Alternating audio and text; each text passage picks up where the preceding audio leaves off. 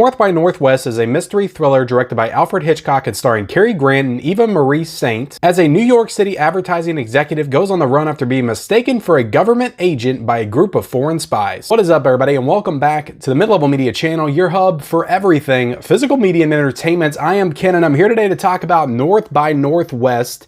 I'm going to do a movie / Blu-ray review on this because this is honestly the best version of this that's available. We're going to talk about whether or not it needs a 4K or not a little bit later on down the line. But I'm so excited to talk about North by Northwest. It is a classic film that has evaded me for a very long time, amongst others. But this is always one that I've heard about as just being one of Hitchcock's greatest achievements in cinema. So I'm so glad that I finally watched it and knocked it off my list. So as you guys know, this is Alfred Hitchcock month, a month of Hitchcock on the Mid-Level Media channel. So I'm trying to review and talk about as many Hitchcock films as I possibly can. I did Rear Window last week. I just got that new Volume 2 4K Hitchcock set in, so I'm definitely going to be doing some reviews of those films.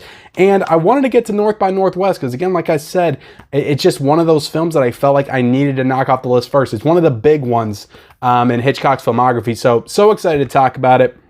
And right off the bat, let's get into it. Let's talk about this movie, then we'll talk about the Blu-ray transfer a little bit.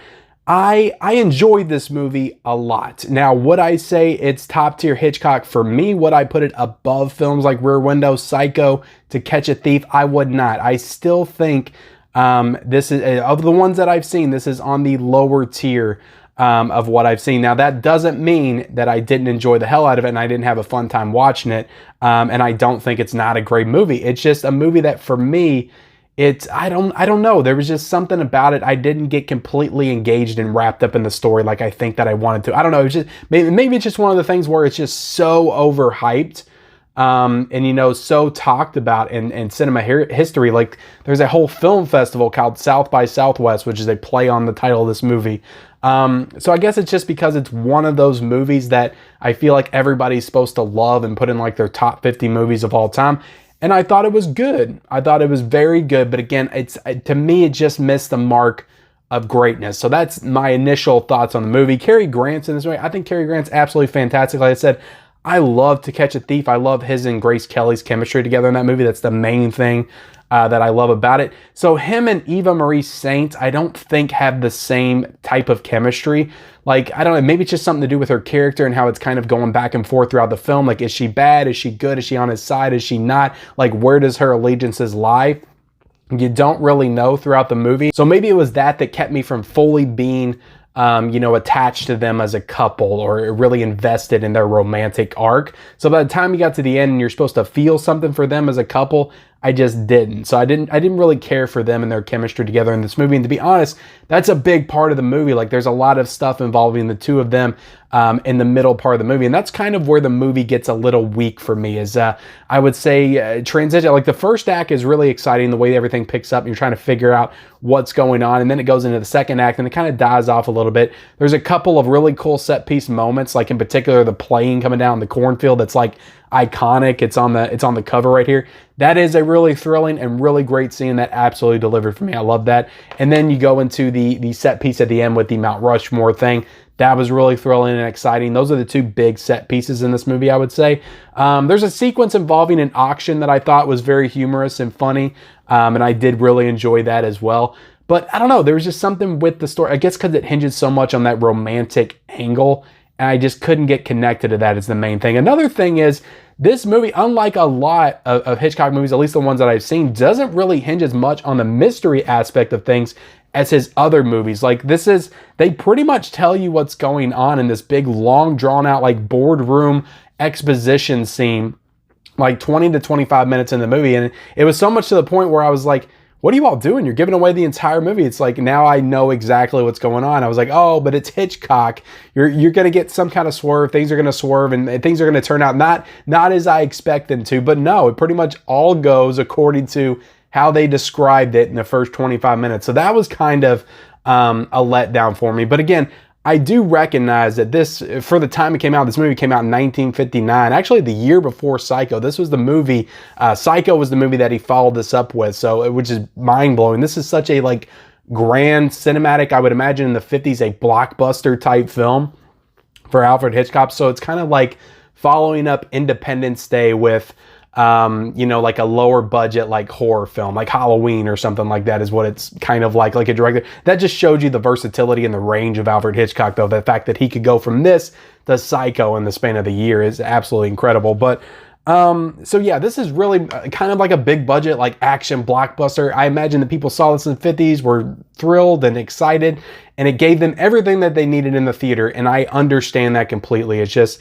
when I'm watching it now, I've just seen so much. I've seen so many of these types of sequences. And yes, the two big set pieces in this movie are spectacular. But again, I've just seen so much at this point that it doesn't really hit me like I imagine it did back in the day. So it is one of those movies where I have to really get engaged with the characters and the story and what's going on. And again, those are the two weaker parts of the movie. The fact that they gave away the story in the beginning, and also, you know, I just didn't get involved that much with the characters. Again, I love Cary Grant in this movie. I think it's great. I think it's a really cool setup. And I think that, you know, it goes into some interesting directions. But again, I was hoping for some kind of a swerve to happen at some point for things to turn out not as I expected them to. So I'm trying to think of some other things I want to say. Direction, cinematography. Oh my God, it's top notch in this movie. It's such a well-directed movie. Like that, I can absolutely give it props for. Just the scene, like it said in the cornfield, where he's running from that crop duster as it's coming in. Just that whole scene in general, it was really cool the way they did it, because he stopped there and he's like looking around. He's waiting for the person that he knows he needs to meet, and you see the crop duster off in the distance fly by. And like, I know what's going to happen, because again, I've seen clips from this movie. I was like, okay, it's going to come down and get him, but you're waiting for it to happen, and it takes forever. So it does build that anticipation, because I know exactly what's going to happen. I imagine people did back in the day as well, because they've probably seen it on the poster and in the, because it actually is on the classic poster, and maybe some trailers and stuff like that, some stills and promotional material before the movie came out. But so you know that's going to happen, so you're just waiting for it to happen, and then all the cars keep coming, and then the guy comes, and then he gets on the bus, and he's still waiting there, and then all of a sudden, he's like, oh, that's funny, that, well, actually, that happens before he gets on the bus, but I love that line. That's funny, that crop duster's dusting where there's no crops, and it kind of was like, oh, okay, now I know what's going to happen. So that was a really great sequence. Again, that's on the poster for a reason. It's the most iconic thing about the movie, that and the Mount Rushmore stuff at the end. So I enjoyed all that. Again, cinematography, absolutely fantastic. The movie is so well shot. It's such a clean film. The score is phenomenal in this movie. Again, it's another score. I said this about Escape from New York, but I've just been having it in my head all day since I've heard it. It has so much energy to it. It's so dynamic, and it just feels like one of those classic film scores. I absolutely love it. Again, Bernard Herrmann did the score for this movie, and he also did Psycho a year later. So that's two like very iconic scores that he has under his belt. So again, yeah, absolutely love the music in this movie. Fantastic. Performances were all great. Again, I had no problem with all the performances. You know, mine was more in the writing and just the story in general and how the characters kind of played off each other. But the performances were all fantastic. Everybody in this movie was great. So look, I enjoyed this movie. I enjoyed this movie a lot. Again, I'm not going to put it at top tier Hitchcock for me. So it was kind of a little bit underwhelming at the end of the day. So I'm sorry if that disappoints you a little bit. But I'll give it a 4 out of 5. Again, it's a really solid film. I understand why it's the classic it is, and I'm very glad that I finally got a chance to watch it. So getting into just the Blu-ray quality of this film, it is a really nice and clean Blu-ray transfer. It was, you know, this film was in Technicolor. So again, it all looks beautiful. As far as like the cinematography and the visuals and everything, but the Blu-ray looks really clean in some parts. Like some parts that looks absolutely great, but there is a lot of like glowiness around the face when they do like the close-ups. So I could absolutely see how this could make a absolutely fantastic and stellar 4K transfer, especially when you get to the end, because that Mount Rushmore sequence is all filmed at night. So I can just imagine how that would look with the HDR and the black levels. Just that Mount Rushmore sequence, like it could look absolutely phenomenal with them scaling up the mountaintops and everything. You could probably really see like the grayness of the stones and stuff. But I think this would make absolutely great, phenomenal, standout, stellar 4K transfer, and I hope that they do it. And I was thinking about it while I was watching it, because this is how my mind works. So this movie, you know, was from 1959. So I believe the 65th anniversary, because this is how they usually time like 4K releases and stuff. So the 65th anniversary of this movie is in 2024. So I feel like if we should get it by 2024. Again, they might just release it randomly. I hope that they do.